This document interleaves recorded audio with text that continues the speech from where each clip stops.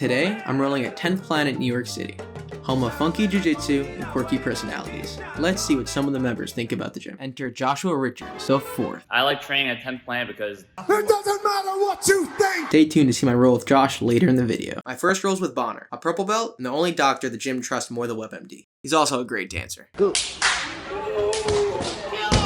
I start off the round by rolling for the back. In the transition, Bonner attacks the toe hold. He starts to apply real heat here by bringing my foot to my butt. Thankfully, I'm able to narrowly escape by removing the butterfly hook on my leg and backstepping out. I stand up and look to smash Bonner's guard before he can get another leg lock attempt going. I bring my chest on top of his legs and flatten him by locking my hands around his back and bringing my head under his. I'm able to pass to mount with his arm trapped and I can see the triangles right there. But before I'm able to get my revenge, Bonner off-balances me and enters Ashi. I look to clear the legs, but he reaps, so I go with it. Bonner has the heel hook locked, and it's even tighter than the last leg lock. Thankfully, I'm able to slip the heel at the last second. Bonner continues his offensive cycle by heisting up and looking to spin the leg to Sidle, another dangerous leg locking position. To defend, I slip my bottom leg behind his knee and high leg to regard. At this point, I really am just tired of defending. So I off-balance Bonner and get weight on his far leg. Bonner says, I'm not gonna let you get the chance! And rolls for another toe hold. Bonner starts putting his weight into me, so I hit him with an over-under sweep. I instantly look to get my own offense going again. I pummel my leg in front of his and snatch up a head and arm. I pike up, insert a butterfly hook, and pummel my leg to knee on belly. I'm finally in a really good spot to start looking for submission on my own. I try to get Bonner on his side, which could open up a spinning armbar or Kimura, but Bonner traps my leg and I'm forced to backtrack to a deep knee cut. I pass again and instantly look to upgrade my position by pinning his arm, but Bonner traps my leg again. Oh shit, here we go again.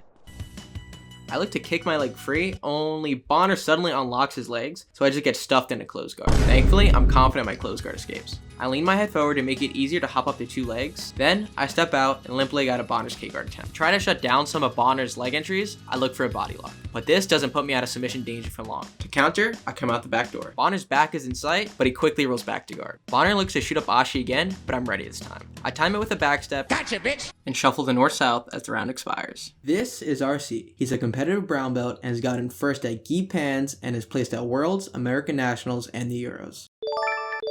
RC beats me to the guard pull at the start of the round. For some reason, I just leave my leg dangling out there in no man's land. This is especially bad against RC because he loves to play deep half. RC wrestles up while I try to address his grip.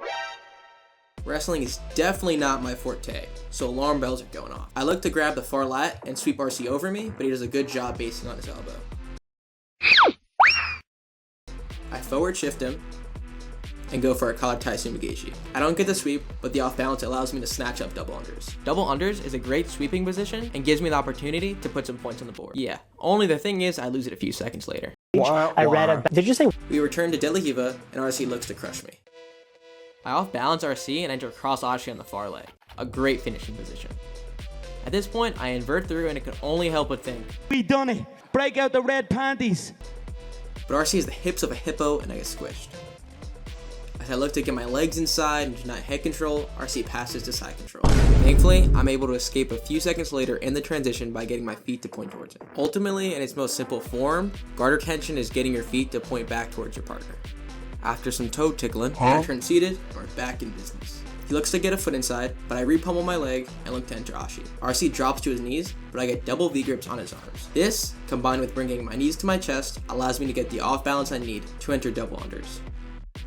I feel his weight come forward, so I look to elevate him into Ashi, but he just simply stands up. RC looks to crush me from headquarters again, and I hit that same off balance as before. Now he's keeping his foot extra sticky, so I bring my arm to his heel and pummel inside instead of outside like last time. As he pressures into me, I take that same leg out and pummel it to cross Ashi on the far leg. RC sees I'm being lazy with my upper body grips, I'm simply just leaving my hand on the mat, and he snatches up a head and arm in the transition and finishes me as the round expires. Next up is YouTube star and blue belt, Josh.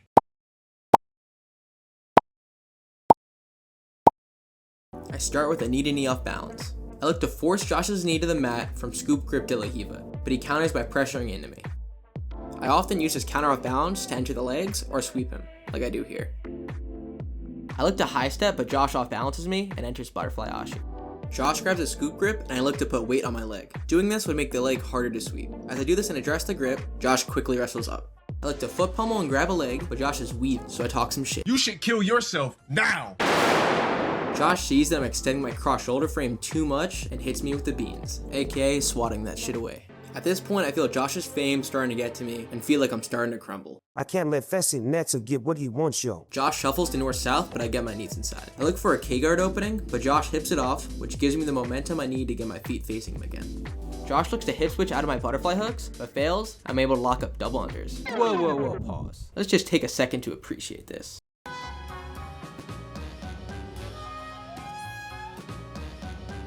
Alright, back to getting smashed. Josh pummels to a deep knee cut. Josh looks for that beans again, but it's really only one of those things that works once a roll. I look to push his knee out on the pass to create space, but he rushes to north-south. Then Josh hits on my face.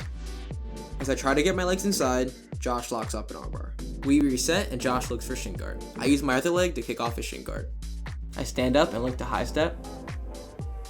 Josh tries to chase the back, but I follow him. As if I could ever make such a mistake. Never. Never.